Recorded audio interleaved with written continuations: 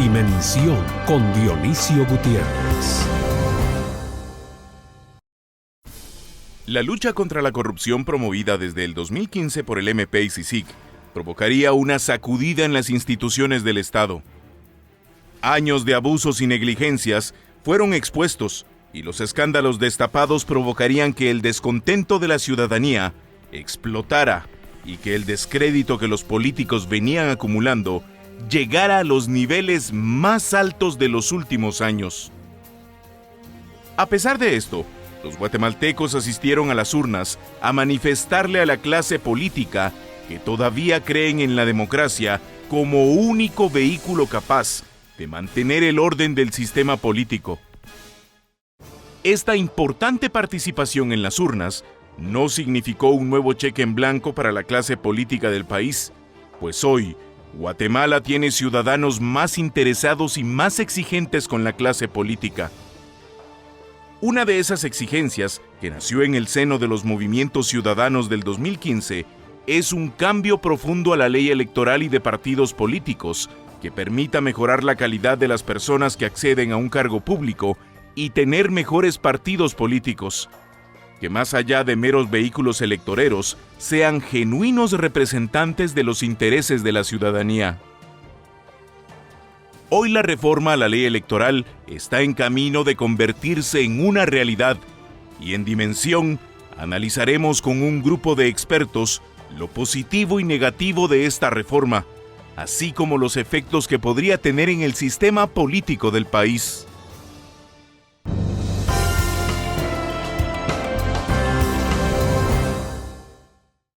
Bienvenidos al programa Dimensión. El doctor Dionisio Gutiérrez no ha podido estar en esta ocasión y tengo el gusto de estar como moderador invitado para discutir un tema sumamente importante que se está discutiendo actualmente en el Congreso, que es las reformas a la ley electoral y de partidos políticos. Y para ello contamos con eminentes invitados: al licenciado Jonathan Lemus, analista político; el licenciado Estuardo Gamalero, magistrado suplente del Tribunal Supremo Electoral; y el licenciado Álvaro Velázquez, diputado al Congreso de la República por el Partido Convergencia por la Revolución Democrática, y también es integrante de la Comisión de Asuntos Electorales. Bienvenidos y gracias por aceptar la invitación. Gracias, todo. En los 30 años que vamos de apertura democrática, han pasado más de 75 partidos políticos en arena política. Muchos de ellos participaron una vez y desaparecieron, muchos ni siquiera llegaron a participar. Actualmente están registrados 28 partidos políticos y hay algún proceso de poder cancelar algunos de los que estaban inscritos, por lo menos hasta marzo del año pasado. Y evidentemente lo que nos dice esto es que los partidos políticos como tal no existen. Lo que son de alguna forma cascarones que están ahí, que sirven de alguna forma para llevar a ciertas personas al poder. Y eso ha degenerado en una crisis que fue la que vivimos el año pasado y que pues ya todos sabemos el desenlace que tuvo. Y precisamente uno de los reclamos ciudadanos era poder reformar el sistema político que nosotros tenemos. Licenciado Jonathan Lemus, ¿cómo llegamos a esta situación, digamos, en la cual los partidos políticos están tan desprestigiados y la clase política en general, digamos, tiene altos grados de rechazo por parte de la población? Yo creo que ha sido un proceso que se ha construido a lo largo del tiempo. En el 2015 explota esa bomba de tiempo, porque no es algo que sea nuevo. Habíamos venido hablando desde hace mucho tiempo de la crisis de representatividad de los partidos políticos. Y luego en el 2015, entonces, primero la demanda de la renuncia, en ese momento de Roxana Valdetti y luego de Otto Pérez Molina, pero se agrega la demanda de la ciudadanía de una reforma electoral. Llegamos a este punto ahora con la discusión de la ley electoral y me parece a mí que si bien hay un consenso nacional sobre la necesidad de una reforma, no necesariamente tenemos consenso sobre el contenido de la reforma. Hubo algunos temas en la plaza que surgieron. Uno de ellos era el control del financiamiento político a las campañas políticas, otro era la introducción del voto nulo como vinculante, el tema de los comités cívicos departamentales y la posibilidad de que pudiesen postular candidatos a diputados, pero cuando vemos ya el contenido que luego podemos ir analizando, en lo personal yo sí siento que hay un desfase entre lo que la ciudadanía exigió en la plaza y lo que hoy son los puntos principales de la reforma de la ley electoral. Eso no significa que en lo personal yo crea que no debe haber una reforma de la ley electoral. Yo creo que es de prioridad máxima para el país, pero sí deberíamos tener aquellos puntos donde hay consenso, poder aprobarlos, y aquellos donde no, pues creo que todavía es necesaria la discusión. ¿Por qué digo esto? Porque de lo contrario vamos a tener de nuevo una ley que genera expectativas, pero que cuando llega a la práctica puede profundizar aún más ese sistema de partidos políticos desprestigiados y generar otra crisis incluso de proporciones mayores. Licenciado Amalero, ¿cuál es su visión o su diagnóstico de cómo llegamos a una situación tan precaria en los sistemas políticos, en el sistema político del país? En primer lugar, muchas gracias por la invitación. Me parece muy importante hacer una reseña histórica que no debemos de perder de vista, y es que luego de esos 30 años de era democrática que usted muy bien menciona, de una u otra manera el sistema político pone de manifiesto que ha colapsado en los años 2014 y 2015, o por lo menos que así lo entiende y lo recibe ya la población. Eso no podemos perderlo de vista, porque si nos olvidamos de esa situación, en 2, 3 y 4 años vamos a estar sufriendo exactamente lo mismo por lo que ya atravesamos. En aquel entonces, me refiero a hace un año más o menos, habían 2 demandas fundamentales de la población, y cuando le digo población me refiero incluso también a los sectores organizados del país, a una sociedad civil organizada y pensante, y tanques de pensamiento y analistas políticos. La primera era que la legislación electoral, si bien no era mala, los actores políticos habían desarrollado modelos para poderla burlar, lo cual ponía de manifiesto la imperiosa necesidad de tener que modificar la ley electoral. Eso era incuestionable. Y es por eso que se aborda con semejante urgencia una iniciativa de reforma electoral en donde en aquel entonces se recibe la participación de diversos actores. El Tribunal Supremo Electoral, cuando gesta esa iniciativa propia, porque tenía iniciativa de ley en ese sentido el Tribunal Supremo Electoral, yo me atrevería a decir que recoge en buena medida el sentir de los grupos que focalizaron y que coincidieron en lo que había que hacer de cambios a la reforma. Esa iniciativa se presentó en el Congreso de la República, y en el Congreso de la República los diputados le hicieron algunos cambios, muchos de ellos, en mi opinión, plenamente justificables, y que además reforzaban lo que había salido del Tribunal Supremo Electoral. Otras reformas debilitaban y cuestionaban el fortalecimiento del proceso democrático que nosotros estábamos intentando trasladarle al. Pero esa era la primera óptica. La siguiente situación que ocasionaba conflictividad era la percepción de la ciudadanía, en donde el modelo político con el que nos estábamos enfrentando no lograba depurar para las elecciones que teníamos inminentes la depuración de los actores. Entonces fue un reto enorme haber llevado a cabo un proceso electoral en donde no teníamos una nueva ley electoral y en donde los actores políticos no se habían podido depurar. No se habían podido depurar porque la legislación no permitía hacerlo, y haber violado eso de una u otra manera habría podido incidir negativamente. Yo lo quiero poner de manifiesto porque esos son los 2 problemas que seguimos teniendo los guatemaltecos, y ahora lo que está generando la conflictividad es una iniciativa que produce el organismo legislativo y la cual la Corte de Constitucionalidad le da el visto bueno en una cantidad de artículos, y a algunos no les da ese visto bueno. Diputado, ¿cuál es su visión de en qué situación está la discusión de esta reforma actualmente en el Congreso, considerando pues que usted es el primer periodo que usted tiene como diputado? Sí, el primer periodo, pero en el tema electoral vengo desde el 98 en el tema. Hay que recordar que la reforma electoral es un mandato de los acuerdos de paz. En primer lugar. En segundo lugar, es sano que toda democracia revise su régimen electoral para actualizarse conforme a las demandas técnicas y políticas que va avanzando la democracia. En este caso y en este momento yo no considero que el actual proyecto de reforma esté generando conflictos. Más bien, si no se aprueba, van a generarse conflictos. Entonces, pero usted diría que hay un consenso en todas las reformas. Es el resultado de un gran consenso. Eso es como este menú que está puesto en el dictamen actual.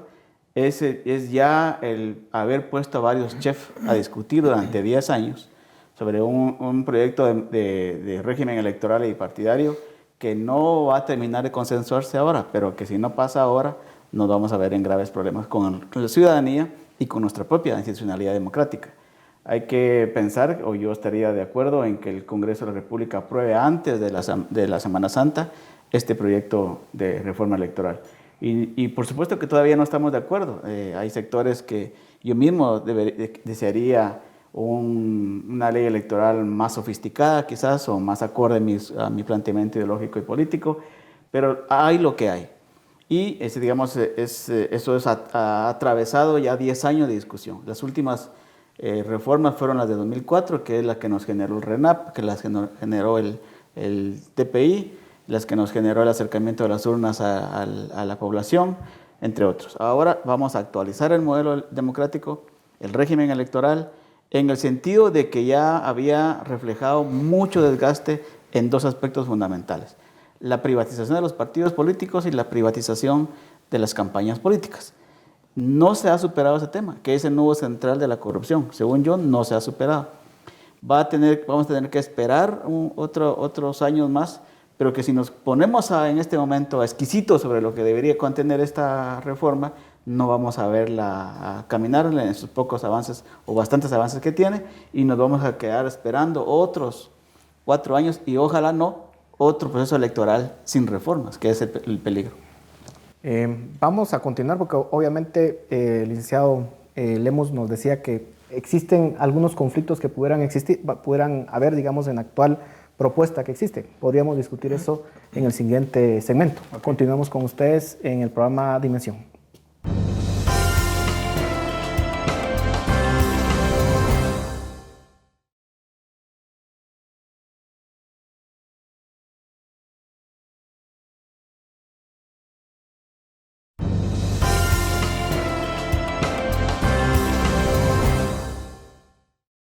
Bienvenidos nuevamente al programa Dimensión. Entramos a nuestro segundo segmento. En el segmento anterior se plantean dos posturas. Una, la urgente necesidad que creo que todos aquí comparten de que pueda haber una reforma, pero la otra es algunas dudas que pueden existir sobre algunas reformas que pudieran de alguna forma desmejorar el sistema o tal vez no, que no sea un cambio sustancial. Licenciado. Sí, yo tengo algunas dudas. En primer lugar, creo que sí ha habido una discusión, también en lo personal he estado involucrado quizás desde el año 2011 en esta discusión, pero no necesariamente esa discusión ha sido de índole nacional. Obviamente la ley electoral es un tema técnico también y se ha dado en círculos más técnicos. Pareciera que no necesariamente esa discusión fue representativa. Ahora, lo que sí es representativo, me parece, son las demandas que se hicieron en el 2015 de parte de la ciudadanía en la plaza, en las múltiples protestas que se dieron.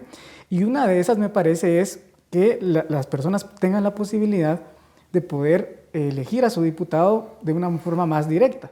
Creo que hay un rechazo contundente a los listados que se dan de manera cerrada de los partidos políticos, y esa es una de las reformas que ni siquiera se menciona en este proceso de reforma electoral que estamos discutiendo. Lo otro, por ejemplo, es el tema que creo que es una de las grandes controversias y lo tenemos que discutir porque no lo podemos evitar, el tema de la paridad. Yo en lo personal no creo que el mensaje de la plaza haya sido que el problema central del régimen político en Guatemala es la falta de paridad y la falta de acceso, digamos, de mujeres indígenas y demás. Creo que hay otros mecanismos, de hecho, y eso podemos irlo discutiendo después. Entonces ahí me generan dos dudas, sobre todo de la representatividad del supuesto consenso que existe, y lo otro sobre la necesidad de incluir algunos temas que más bien generan conflicto o controversia y que no nos permiten enfocarnos en lo que realmente me parece que sí hay un consenso. El tema de financiamiento me parece que hay un avance importante en cómo la ley plantea que la fiscalización sea al individuo, además del partido. Antes solo era el partido, creyendo que el partido tenía control sobre el candidato, lo cual pues la experiencia nos ha mostrado que no es cierto. Entonces, yo sí creo que hay cuestiones ahí que deben discutirse. Yo creo que se podría aprobar esas cuestiones que son estratégicas, como lo del financiamiento, alguna cuestión ahí de tema de fortalecimiento del Tribunal Supremo Electoral, pero si pensamos que la ley electoral es todo un paquete y que tiene que aprobarse todo, como lo ha dicho el presidente del Congreso, que no hay enmiendas, que no quitar nada y que va todo, me parece que ahí sí hay una potencialidad de conflicto en el mediano plazo. Yo quisiera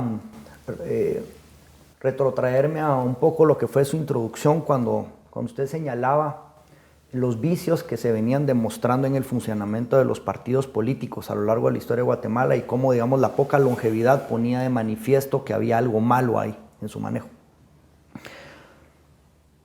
Yo veo que tenemos varios problemas, pero uno de ellos es cómo logramos que la población encuentre una mejor representatividad para poder escoger a los diputados, por ejemplo.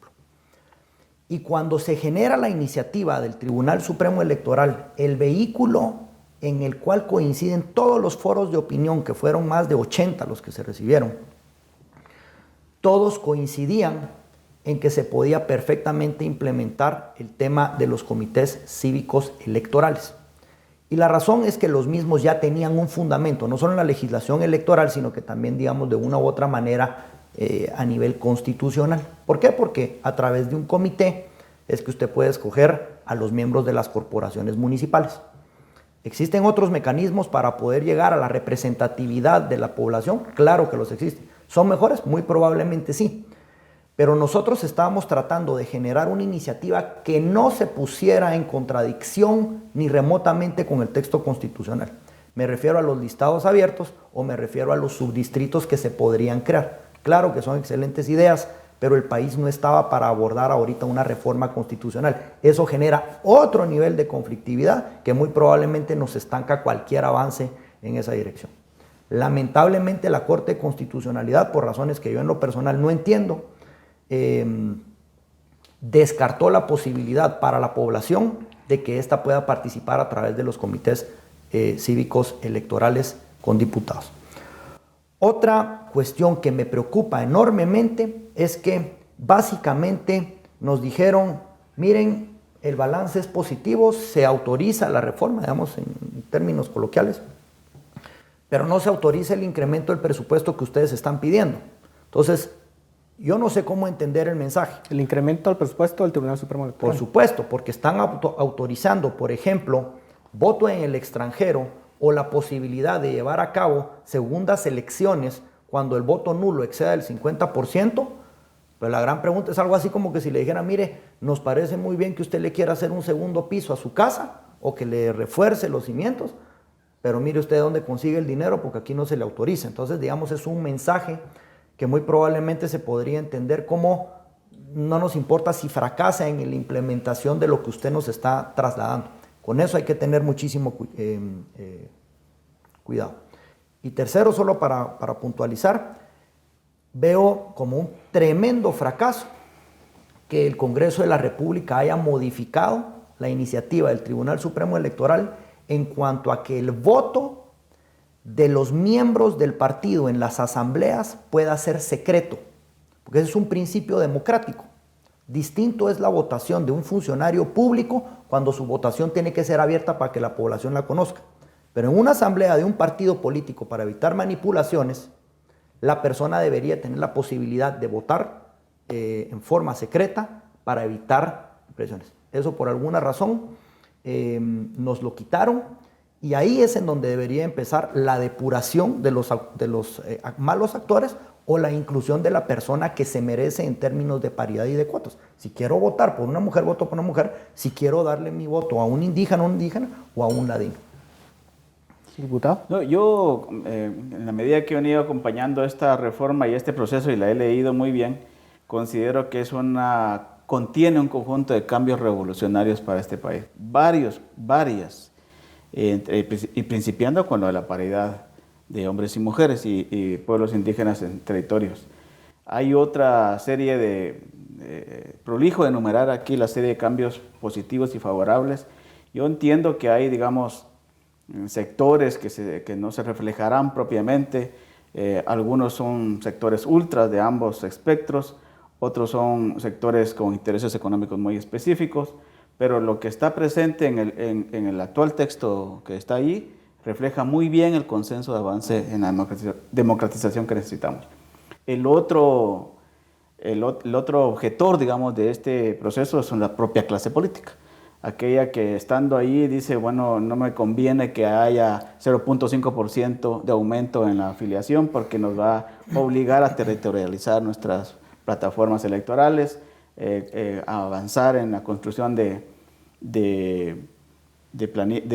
filiales municipales y departamentales, o que me obligue a poner hombres y mujeres en mis planillas, o que me impida nombrar a mis familiares en los cargos de elección popular, o que me reste la capacidad de no identificar a los financistas, digamos, porque hoy es anónimo, ahora tendría que ser público, etcétera. Si el político viéndose delante de la ley puede decir, no, esto me perjudica muchas cosas. Entonces, en el Congreso de la República, ahí sí pueden romperse los platos por la cuestión de cuánto le afecta los actuales privilegios a la clase política. Seguro. Pero en el terreno de la sociedad civil sí hay, digamos, aspectos donde es imposible poner de acuerdo a un libertario. Por ejemplo, el Movimiento Cívico Nacional ha dicho que la paridad, digamos, la cuota electoral que debe comprar el Tribunal Supremo Electoral para los partidos políticos y hacer equitativa la presencia en campañas,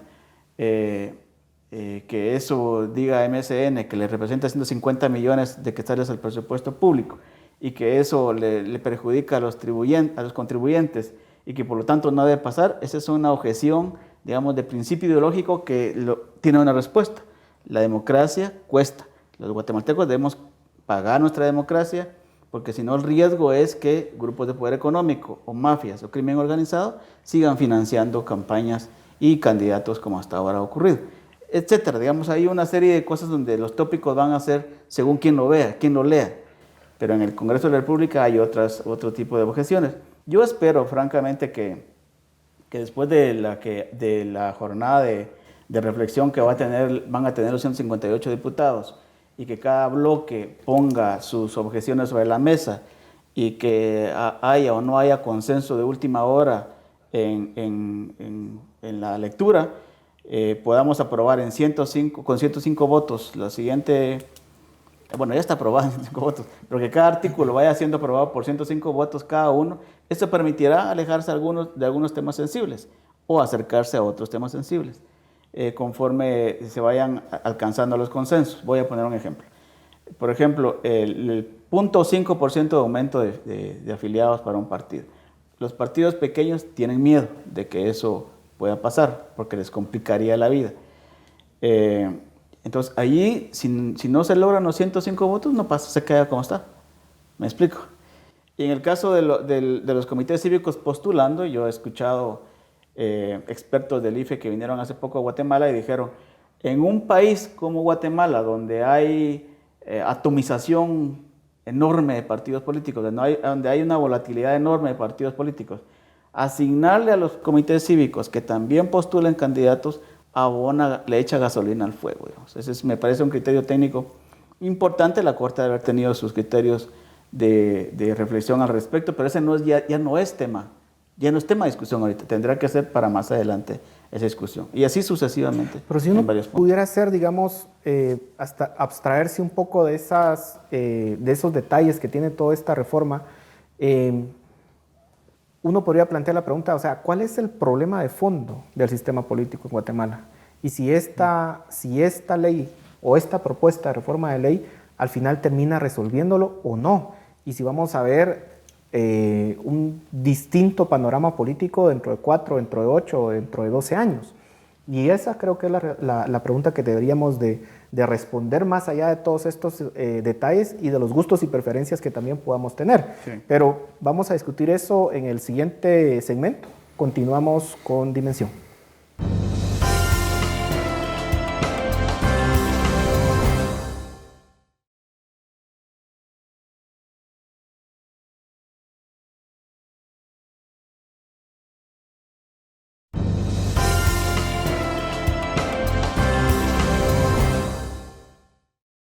Bienvenidos nuevamente al programa Dimensión.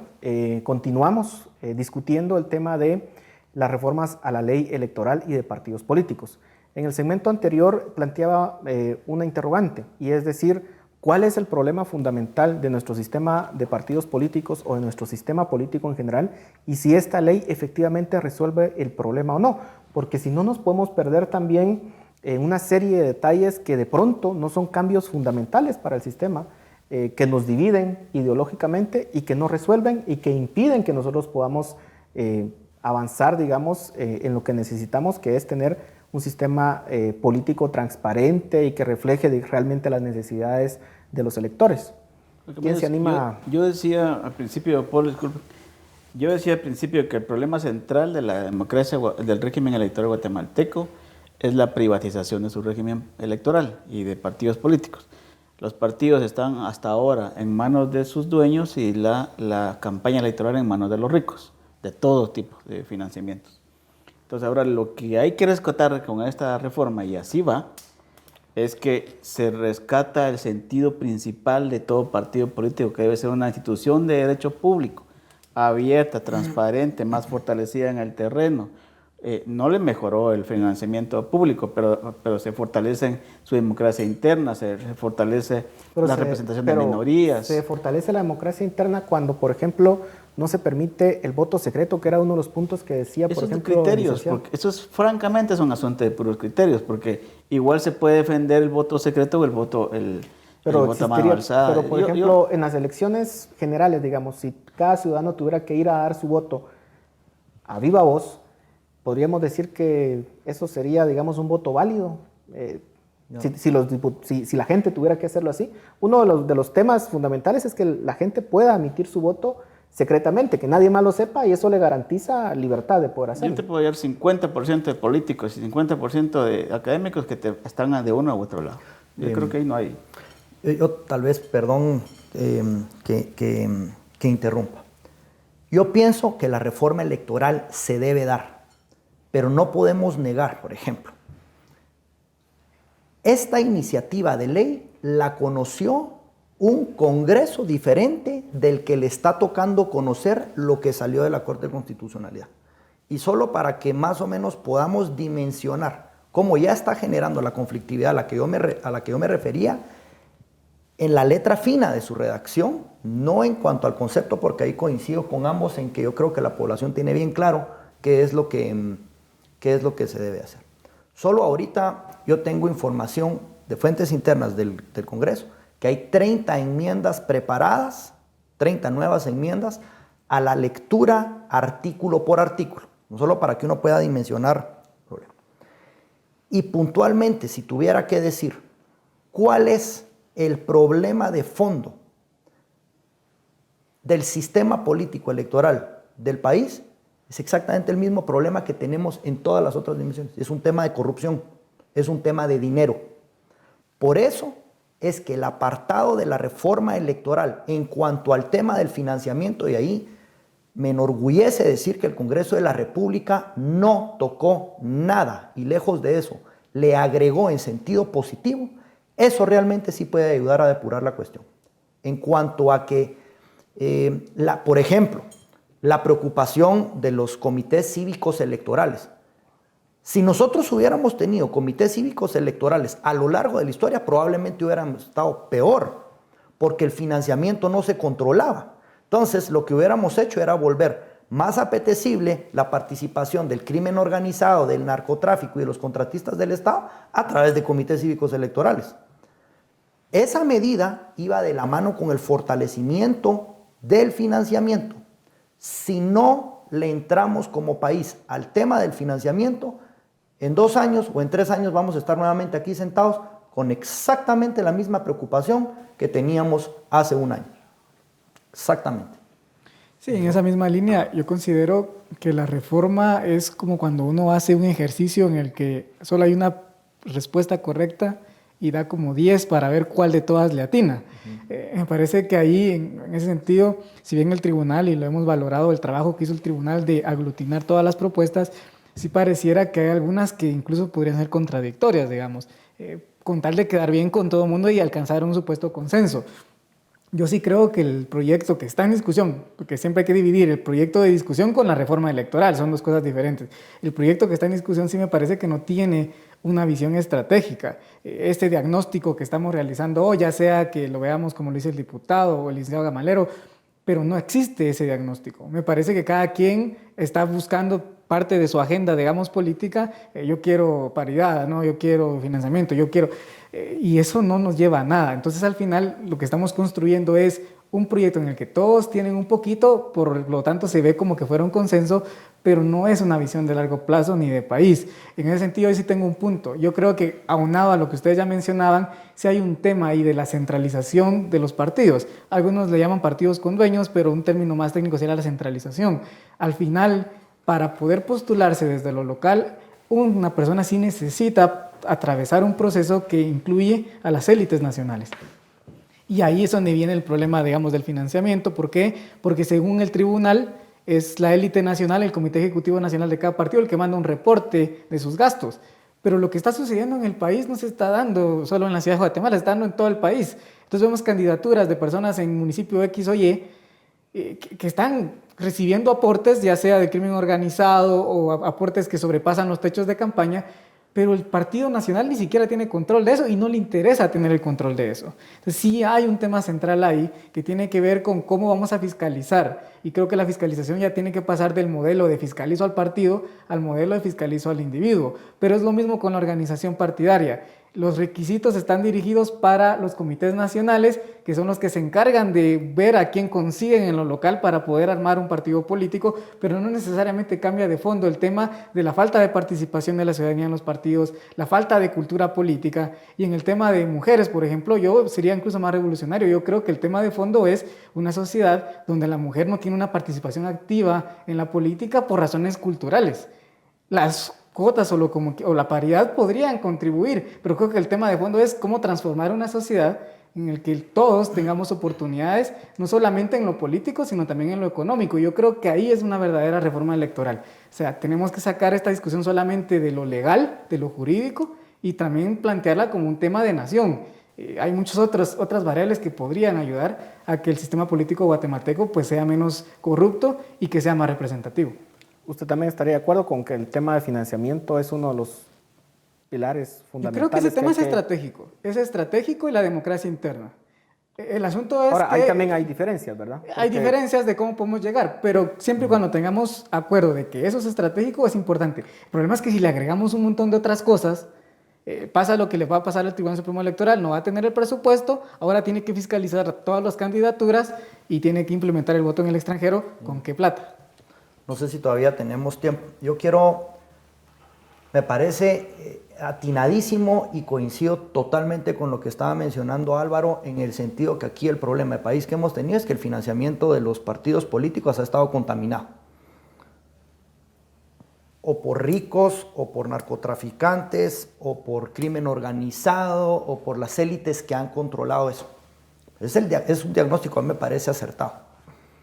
Y es por eso que regular el financiamiento y realmente prohibir y poder fiscalizar para que no se esté recibiendo más de lo que la ley permite, me parece que es fundamental. Yo no conozco, digamos, los argumentos de fondo de MCN que estaba mencionando, pero sí entiendo la molestia o preocupación en el sentido que se asigne una parte del presupuesto del país, eventualmente, y que se dirija para campaña de las organizaciones políticas, porque justamente esa percepción que todos tenemos de que hay una élite política vividora y que se está aprovechando de los recursos del Estado es la que, en mi opinión, se tiene que contrarrestar. Yo creo que el gran reto que tienen las organizaciones políticas es que le digan, mire, su límite de financiamiento no puede exceder de tanto, y que entonces el reto de la organización política sea, con su ideología y con sus principios, salir a convencer a su electorado. Pero me parece que subsidiar a través de recursos públicos a todas las organizaciones políticas va en la dirección equivocada de lo que es el sentir nacional. Al guatemalteco en general no le gusta el subsidio, esa es mi opinión. Pero el límite que usted menciona, licenciado Gamalero, ya va en el articulado. 50 centavos de dólar por cada empadronado y un límite al financiamiento privado, eso va. Lo que estamos hablando es de la contratación de campaña. Correcto. Para acá, que es otra cosa. Sí. No, pero es que dentro de la contratación de la campaña... Eso solo es una ganancia, porque digamos que Ganancia para el porque de todos modos va a tener que salir el candidato a cubrir más necesidades de... Sí, pero lo que estamos de una u otra manera es garantizándole o subsidiándole esa participación al partido a través de una campaña que se le está dando el pueblo de Guatemala y no el segmento de los seguidores de ese partido. Entonces yo pienso que el objetivo es poner un límite. Eso sí va. Eso sí va, yo sé que eso sí va. Pero la modificación que introdujeron en el sentido de que haya una asignación para la campaña de la organización política, electoral. sí, para que nosotros la dirijamos, es en donde yo veo que está generando ahorita esta polémica, porque la percepción de la población es que hay una especie de subsidio garantizado para la organización política. Licenciado Bravo. Rapidito. Yo creo que de la discusión que estamos teniendo nos damos cuenta de una cosa. Salió el tema paridad, salió el tema de medios de comunicación, financiamiento y demás. Estamos hablando de un montón de... Tiene que ser integral. La reforma tiene que ser integral, no solo va a ser para un parchecito. Porque por cada parche nos pasamos otros 10 años haciéndolo eso. Entonces hay que aprovechar para sacar una serie diputado, en la democracia interna, los partidos, en el Tribunal Supremo Electoral, totalmente, en las campañas, debe ser integral, diputado.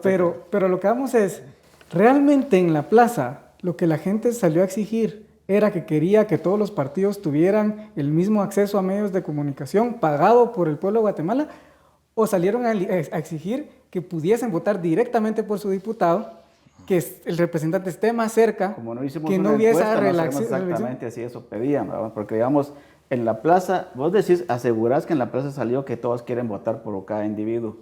Yo no sé, puede ser. Y yo no sé si también en la plaza estaban pidiendo que haya una contratación del Tribunal Supremo Electoral para la campaña. No lo sabemos. Pero la reforma electoral que ya venía, que ya tenía opinión consultiva de la Corte, creo que fue en julio del año pasado que salió la primera, ahí ya venía una discusión aprobada, sin ninguna reforma es sobre el abstracto, sobre cero. Ya trae una acumulación de discusiones y en ese momento ya se había avanzado sobre ese tema. Vamos a ver, a seguir discutiendo cuáles eran los requerimientos de la plaza en el siguiente segmento. Sí, porque continuamos una encuesta para eso. Continuamos en Dimensión.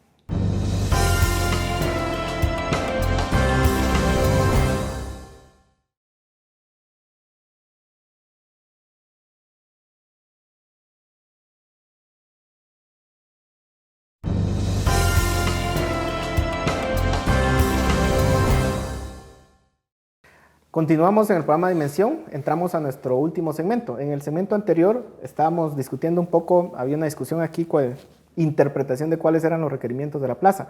Pero independientemente de eso, el tema de fondo es cuáles son aquellas reformas que son vitales para el sistema y cuáles que de pronto no. Y claro, el punto del diputado es que hay que aprovechar porque, digamos, no se puede dar de pronto otra oportunidad como esta. Pero también implica un costo el hecho de ponernos de acuerdo todos y el hecho de que también cuando se modifica una ley, muchas veces se modifica con las mejores intenciones, pero no tiene necesariamente las mejores consecuencias. Sí, pero yo creo que defiendo el proceso, el consenso del proceso, donde han participado instituciones, sociedad civil, partidos políticos, etc. Entonces, digamos, se llega a un punto en el que tiene la oportunidad de decir, bueno, este es el consenso que hemos alcanzado, es lo mínimo de ese menú. Si no estás satisfecho con eso, pasa la reforma y luego tienes la oportunidad más adelante de salir con tu bandera y decir, eso quedó pendiente y te ganas al electorado. Digamos, por ejemplo, lo que plantea Jonathan, es que no hay listas abiertas porque eso era demanda de la plaza. Bueno, lo sacás después en otra reforma y ya te ganaste ahí un buen número de electores porque lo estás proponiendo. Y yo en el Congreso de la República te apoyaría, porque yo sí estoy de acuerdo con que haya unas listas semiabiertas. Pero si yo me meto en el Congreso a tratar de hacer una enmienda sobre eso, entrampo, estoy seguro que lo van a aprovechar todos para entrampar la reforma. Y entonces no me la juego a que el oportunismo de siempre, lo que los conservadores de siempre, a que los inmovilistas de siempre detengan ahora la reforma y que lleguemos a las siguientes elecciones sin cambios. Hubo un tema que en su momento yo no lo entendía muy bien y hoy por hoy veo lo útil que podría ser. Y es uno de los últimos artículos de la reforma electoral contempla no la posibilidad, la obligación para el Tribunal Supremo Electoral de que terminado el proceso electoral, inmediatamente convoque a un foro nacional para analizar la dinámica y los problemas que se vivieron en el proceso electoral. En su momento, yo creo que es positivísimo. Y hoy por hoy lo estoy viendo. Porque tuviste un proceso electoral en donde hubo un espejismo sobre el voto nulo y el voto nulo no llegó ni siquiera al 3%. ¿Ya? Lo cual creo yo que de una u otra manera... Que lo demanda la plaza, ¿va? Te demuestra que muchas veces las plazas reaccionan y no piensan. Eso no quiere decir que sea malo. Pero lo que está proponiendo Jonathan en el sentido de, mire, lleguemos a un consenso y vayamos por partes, creo que te permite, digamos, dar pasos en la dirección correcta. Yo creo que esa reforma tiene cuestiones en donde no hay 105 votos a favor. Deberían de haber 158. Deberían de haber 158. Y el que no esté a favor, digamos, del fortalecimiento, del financiamiento, realmente es un enemigo de Guatemala, por ejemplo. Hay otros temas que admiten alguna discusión. Pero esa posibilidad de analizar y reformar inmediatamente después ya quedó garantizada. Yo creo que es fundamental para el país para que esto no retenga cuestiones en donde hay avances. Y permite esta reforma el hecho de que, claro, la percepción de todos es de que los partidos efectivamente tienen dueño y que muchas veces incluso es un negocio. Tener un partido político y, como lo plantea en su momento el licenciado Lemus, incluso vender la franquicia, como acuñó usted el término. ¿Se resuelve eso con esta reforma? En el sentido de, efectivamente, se logra una democratización de los partidos políticos, se logra tener liderazgos que realmente vengan desde abajo y el partido no sea simplemente una ficha para vender. Yo traje un resumen de las reformas y la opinión consultiva de la Corte y te puedo asegurar que sí abona a favor de la democracia interna, sí abona a favor del afiliado para que los partidos con dueño desaparezcan pronto. Yo creo que hay algunos cambios ahí que tienen buena intención. Por ejemplo, que el secretario municipal, departamental o nacional no se reelija indefinidamente. Digamos que usualmente el secretario nacional es el dueño del partido. Pero yo sí quisiera plantear... Pero puede poner eventualmente a alguien más que sea... Eso pasa, digamos, tiende a pasar, lo hemos visto en Latinoamérica muy seguido. Se prohíben los nepotismos. Se prohíbe el nepotismo. Ahora, yo quisiera plantear una idea un poquito más revolucionaria y hacer un poquito de análisis de nuestro vecino Estados Unidos. Vemos la primaria republicana, un Donald Trump que no es parte de las élites nacionales del partido, de hecho no lo quieren, pero los republicanos de una u otra manera, estemos de acuerdo o no con su ideología, pues están votando por él. Hasta el momento le ha ido bien en las primarias. En Guatemala esa posibilidad no existe. Yo, para poder ganar una secretaría municipal o una candidatura municipal o diputación, hay una decisión de lo nacional que es sumamente importante, ¿no? Tengo que conocer al secretario departamental por lo menos, y este a su vez tiene que conocer al secretario nacional. ¿Por qué no arriesgarnos a democratizar por completo los partidos políticos de manera que desde lo local yo me pueda afiliar al partido que yo quiera y pueda presentar mi postulación, aunque no conozca a nadie en lo nacional de ese partido? Porque en teoría la razón por la que yo me uno al partido no es por la figura de la persona, sino por una cuestión ideológica, ¿no? Y eso quizá podría democratizar más. Creo que es un debate que todavía tenemos que tener. Y me parece que sí, ahí les voy a conceder, puede haber algunos avances en democracia interna. Pero seamos, quizás si es que pasa y podemos nuevamente plantear una discusión, para la siguiente, pensemos en democratizar por completo los partidos. Las barreras para el colectivo son bastante bajas. 0.03 en este momento, 0.05 de afiliados del padrón, pero para el individuo lograr una candidatura, o pago la ficha, o soy amigo o familiar del secretario nacional departamental, y replicamos esos patrones culturales que tenemos de solamente con los allegados, y por eso no democratizamos este país. Entonces yo sí creo que ahí hay una discusión importante. No la estamos teniendo ahorita, en el Congreso no se va a tener, pero a futuro hay que plantearla. Yo tal vez sí quisiera terminar, digamos, con un par de preocupaciones. Uno es, ojalá que aquí logremos algún avance y que Guatemala logre cimentarse bien, digamos, una legislación electoral más fuerte. Si no, vamos a tener el mismo problema, número uno. Número dos, me preocupa, por ejemplo, cuestiones que dejó fuera la Corte, como el tema de la prevalidación del proselitismo. ¿Saben por qué? Porque el detonante de todo este problema electoral empieza con la suspensión de los 11 partidos políticos por haber hecho campaña electoral anticipada. Esa es una cuestión en donde no entiendo qué fue lo que tomaron en cuenta, pero hubiera sido una buena medicina para poder contrarrestar que un partido político no empiece a hacer campaña electoral anticipada. Y solo, perdón que lo interrumpa, licenciado, pero ¿esta reforma sí fortalece al Tribunal Supremo Electoral? En temas de financiamiento sí, pero la prevalidación, que era lo que nosotros estábamos buscando, de la misma forma que usted necesita conseguir una autorización o una validación de un producto médico antes de salirlo a vender, pues que el tribunal hubiera podido depurar y decir, mire, esto es proselitismo, puede hacerlo en cualquier momento, o mire, usted no está engañando al pueblo porque, digamos, aquí está jugando con el futuro de un país. Usted no puede estar haciendo campaña electoral anticipada. Temas de transfugismo, yo creo que lo abordó muy bien el Congreso de la República en donde lo tenía que abordar, que en la ley orgánica del Congreso de la República.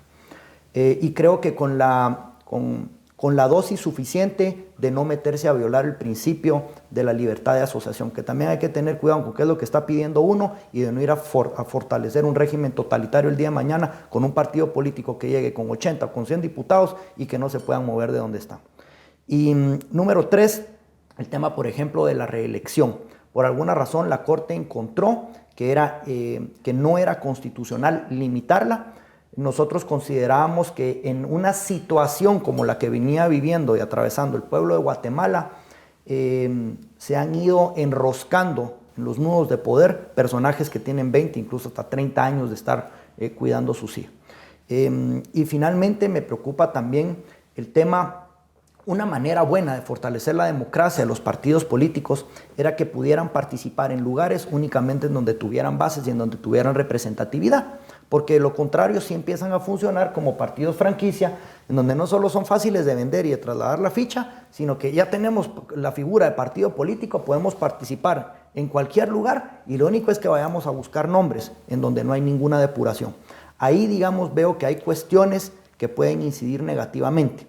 Con lo cual no estoy diciendo que el balance de la reforma electoral sea negativo, pero son temas que definitivamente llaman la atención.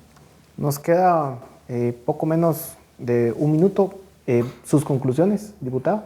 Yo espero que pase antes de Semana Santa. Espero que las expectativas de la población sean satisfechas con estos avances, que aquellos que no se sienten reflejados plenamente en ella, con criterios de cualquier tipo, tengan la posibilidad de que se genere un nuevo proyecto, un proyecto de reforma más adelante. Sí creo que se van a explicitar posiciones conservadoras y retardatarias en el Congreso de la República con este paquete de reformas.